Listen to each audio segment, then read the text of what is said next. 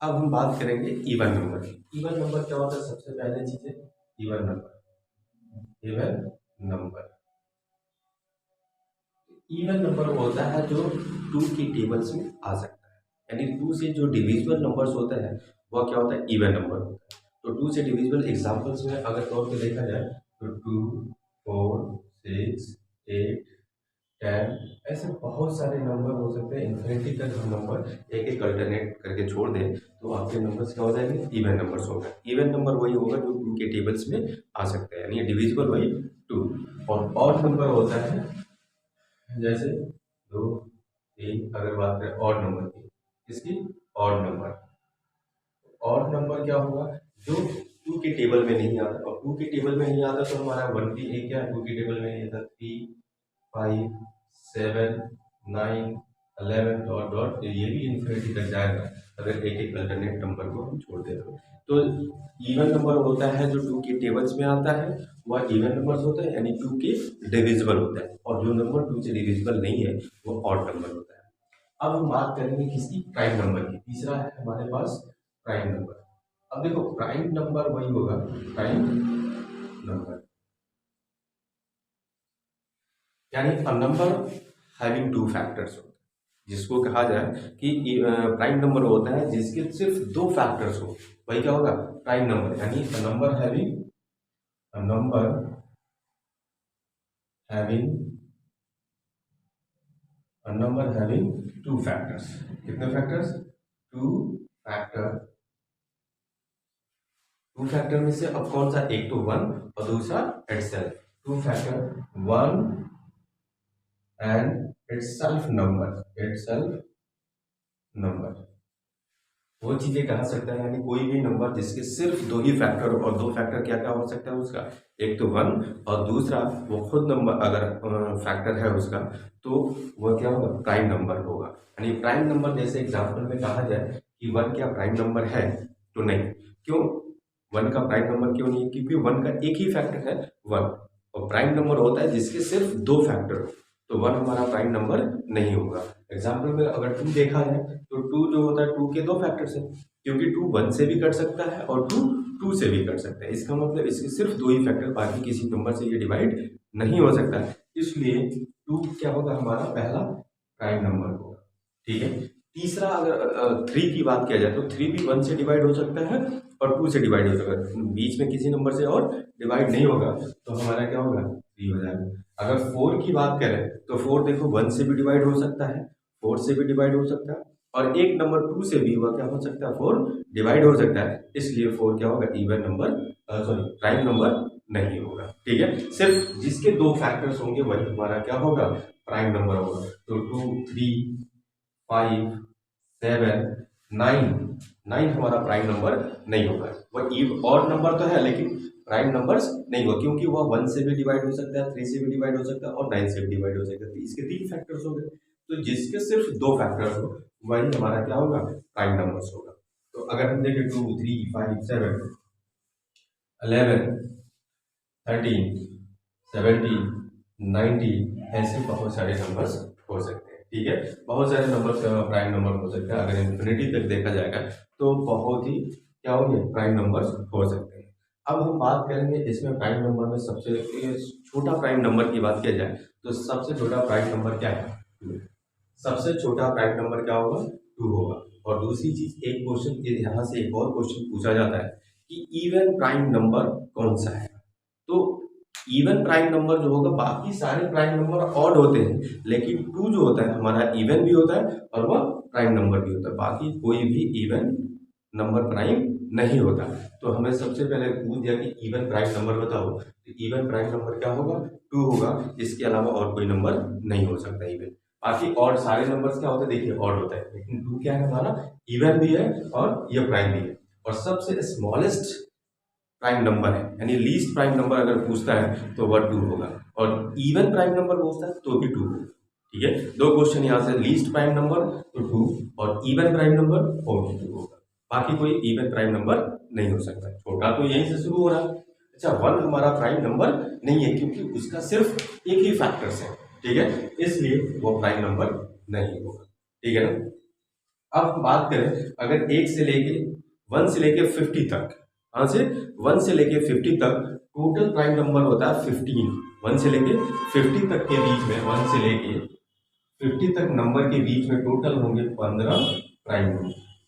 1 से लेके 50 तक के बीच में टोटल कितने होंगे 15 प्राइम नंबर्स होंगे। और 1 से लेके 100 तक कितने होते हैं, 1 से लेके 100 तक देखा जाए तो ये 25 ही प्राइम नंबर कितने होता है 25 प्राइम नंबर होता है। ठीक है, 1 से लेके 100 तक। और 1 से लेके 200 के बीच में 1 से लेके 200 के बीच में जो प्राइम नंबर्स होते हैं वह कितना होता है, तो टोटल 46 होता है। तो हमें जनरली इसके क्वेश्चन को दिमाग में रख ले कि 1 से लेके 50 तक के बीच में कितने प्राइम नंबर होते हैं, 50 होते हैं। तो ऐसा मान के 50 का अगर डबल कर दें 100 तक में डबल नंबर है तो डबल हो जाए, नहीं ऐसा नहीं होता, क्योंकि 1 से लेके 100 तक के बीच में टोटल 25 ही प्राइम नंबर्स है। और 1 से लेके 200 के बीच में कितना है 46 प्राइम नंबर है। ठीक है ना। अच्छा, 2 इज द 1 जो होता है neither prime nor composite number, यानी 1 हमारा ना तो प्राइम नंबर है और ना ही क्या है कंपोजिट नंबर है। अगर आप चाहें तो इनके 1 से लेके 100 तक के कंपोजिट नंबर काउंट देख सकते हैं कि क्या क्या हो सकता है। ठीक है, बाकी कंसीडर कर सकते हैं। मैं 50 तक नंबर और चाहे तो करिए तो लिख सकता है।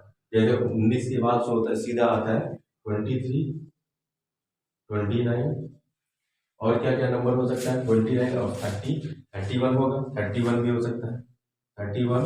और इसके बाद से नंबर 32, 33, 34, 35, 36, 37, 37 हमारा प्राइम नंबर होता है। ठीक है, इसके बाद आ जाता है 41, 41 के बाद 41 होगा, 43 हो गया, 43 हो गया, 44 नहीं होता, 45 नहीं होता, 46 नहीं होता, 47, 47 आपका एक प्राइम नंबर होता है।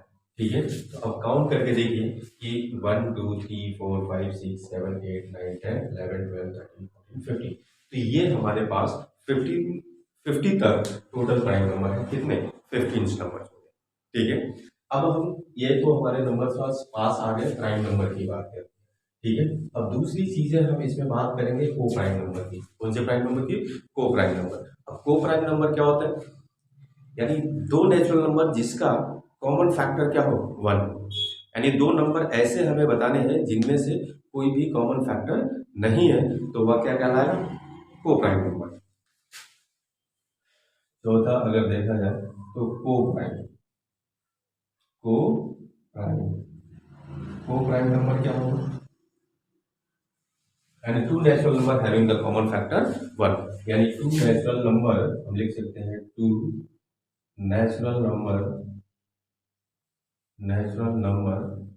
having common factor, having